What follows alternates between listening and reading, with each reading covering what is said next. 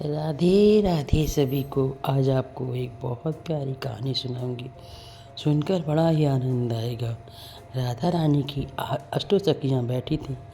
राधा रानी बैठी थी, तभी उनके पैर में से लहंगा थोड़ा ऊपर हुआ, उनका पैर दिखाई दिया। ललिता सखी ने उनके पैर में देखा, पैर में बहुत बड़ा घाव हो रहा था और उसमें से उसमें से हल्का हल्का खून निकल रहा था। ललिता सखी ने कहा, अरे प्रियाजू, आपके पैर में घाव हो गया है। प्रिया जी बोली, हाँ मुझे पता है, लेकिन मैं ऐसे ठीक होना नहीं चाहती। राधा रानी बोल ललिता जी सखी बोली, प्रियाजू ऐसी बात क्यों कह रही हो? आप अपना घाव क्यों नहीं ठीक करना चाहती?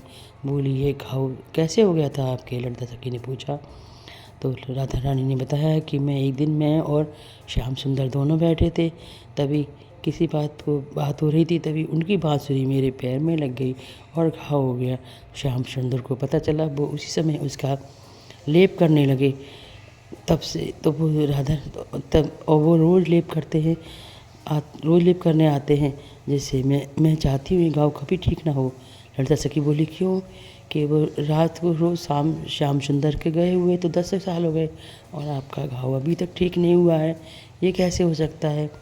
राधा रानी बोली, मैं ऐसे ठीक करना नहीं चाहती कि इसी बहाने श्याम सुंदर जी रोज़ मेरे सपने में आते हैं और मेरे घाव की मलहम पट्टी करते हैं और उस घाव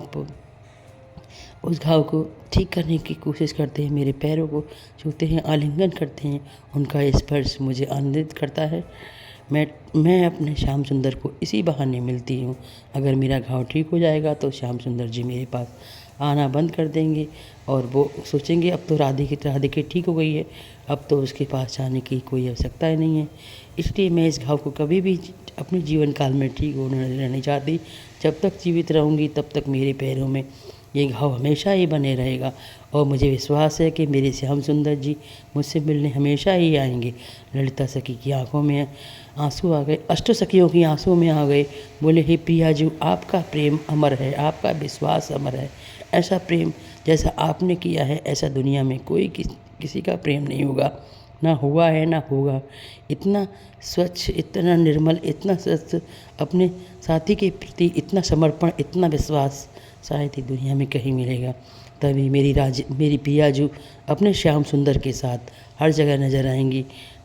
और आज भी जब भी देखो तो कोई भी मंदिर होगा तो भगवान कृष्ण के साथ राधा ही खड़ी रहती हैं। आपको मेरी कहानी, ये उनके अमर प्रेम की कहानी है। आपको मेरी कहानी पसंद आई हो तो प्लीज़ मेरे चैनल को सब्सक्राइब कीजिए, लाइक कीजिए, शेयर कीजिए। ऐसी प्यारी प्यारी कहानियाँ आपके लिए लाती रहूँगी। जय श्री राधे राधे, राधे राधे।